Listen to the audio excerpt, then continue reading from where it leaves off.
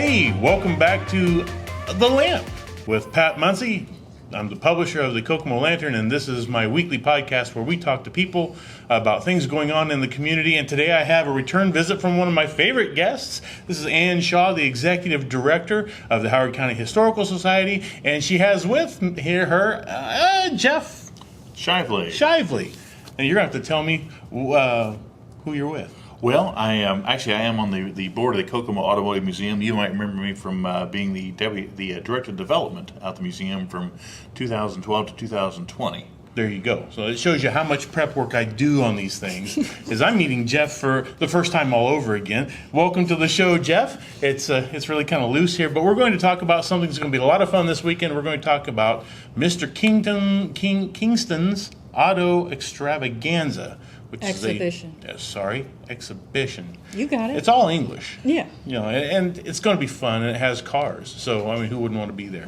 So, I know so little about it, I'm going to shut up now and let Ann talk about it. I think you summed it up.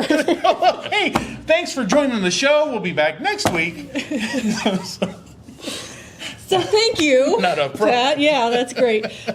So this Friday and Saturday, we will be having Mr. Kingston's Auto Exhibition. This is, we've been doing this for several years now. It's a free community event, so we're not trying to make any money or anything. We just want people to come out, enjoy. We're going to have probably between 40 and 50 historic cars. They're all built before 1950. So this is not like a muscle car show. This is like history and cars. So it's a show where you'll actually see Haynes automobiles. That's right, and Ederson. Yeah. So the first stuff. The first stuff that there was. Right. That's it. We will also have things other than cars. We will have there'll be refreshments. And trucks. And well, I don't know if we have any. Yeah, there's some trucks. Trucks and trucks. It's well, and a couple of motorcycles too. And motorcycles. That's why I brought Jeff. Stuff. Yeah. So we will have, I don't think I'm supposed to say Pinewood Derby, but we will have a derby track for Scout cars, a timed track. It's really cool. You'll be able to race cars. You can race all day if you want. Bring my own or use You some can you bring have? your own. We have some you can borrow. And then once you're done with that, or before that, you can head over to the Elliott House. We're going to have a vintage clothing display over there. It's going to take up like 2 rooms. It's going to be fantastic. Some educational programming over there. I believe that Giovanni's Ice is going to be there, so you can grab some shaved ice while you're there. So, and then the admission to the museum is free. So you don't have to pay anything. You can go in, take a tour of the mansion. We'd love to have any and all of you. Free will donations are accepted. Sure, because they are a nonprofit and they bring all this historical goodness to you, with whatever budget that they can scrape together, so you can be a part of making that happen. I know one of the things I've always liked about this show, I think this will be the 4th one I've gone to, is the electric car. Yes. Which I really think those are cool. So it's like the first slot cars, really, when it came right down to it. And we have a nice collection that were made by Kingston. Yep. Right here in Kokomo, Yep. A century ago. So people will be able to see that. Yes. And there's something about some sort of a race. What is this race thing with some people and... So for the 2nd annual race on Saturday between Mayor Tyler Moore and Tom Tolan, I'm told that he's going by Big Daddy Tom Tolan this year. Whatever he needs to compensate. That's fine. Yeah, it's fine. He gets to choose. For sure.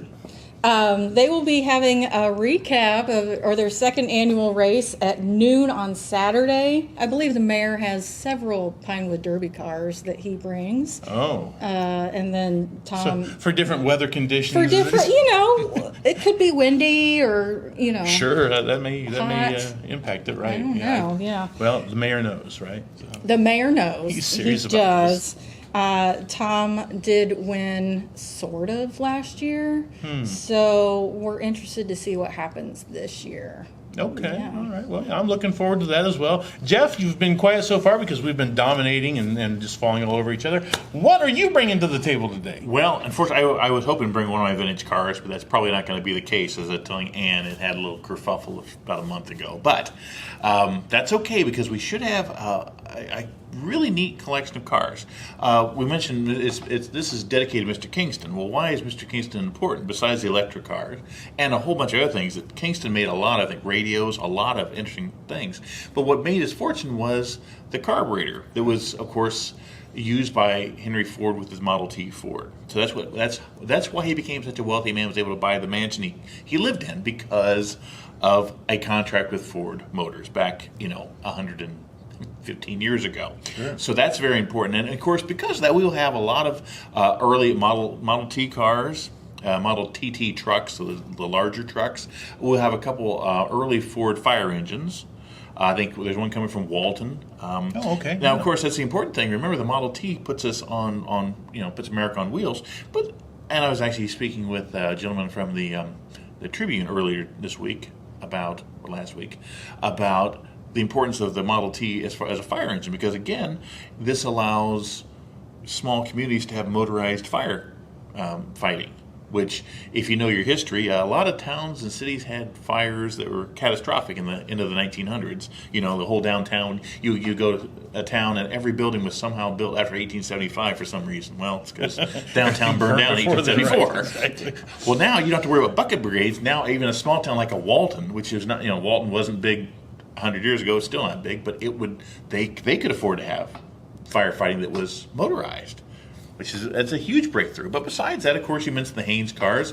We should have the 1902 Haynes Apperson Runabout that's owned by the Kokomo Automobile Museum. We should have a couple other Hayneses, a 1917, a 1921, and a 1922, and a 23, an enclosed 23, which is interesting because a lot of your early cars were not enclosed. They were open cars because they were kind of top-heavy was one of the reasons. And this car has a heater in it. Now that's important. Now modern heaters are operated by hot water.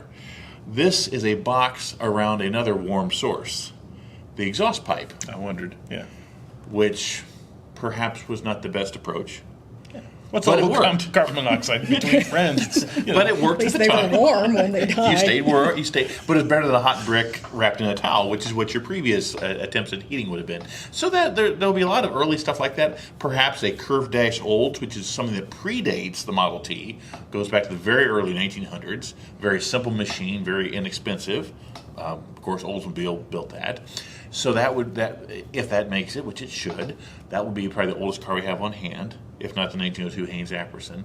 So it's going to be a wonderful show. And again, what it comes down to for me as a historian, this is where, bring the kids and the adults too. Bring everybody, because as I used to tell kids when they would come to the automotive museum, these cars may appear to be very primitive to you, but to the people who own them brand new, well, they were a fantastic leap ahead of the horse and the buggy.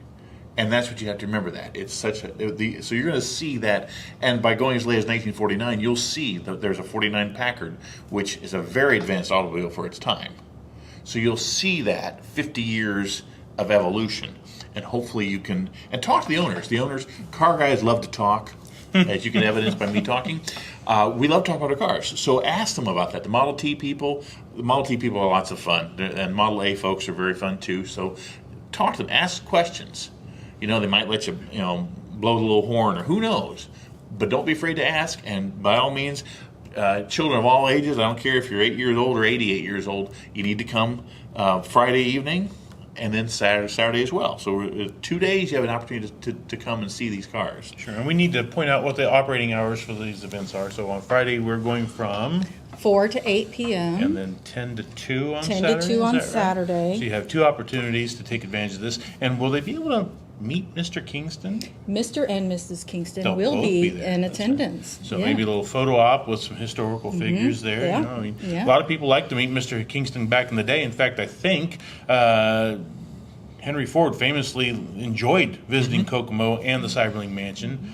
And was it the dining room or the study that had a painting around the top that was a particular favorite of his? I think it's upstairs. Is it upstairs? Yeah. But he had his own favorite rooms in the Cyberling Mansion, Henry Ford. So if you ever wondered, are we really that tied to automotive history? We're right in the middle of it. We are automotive history. There's no fleecing or exaggeration there. So, and here's your chance to get a little taste of that. That's coming up this Friday and Saturday.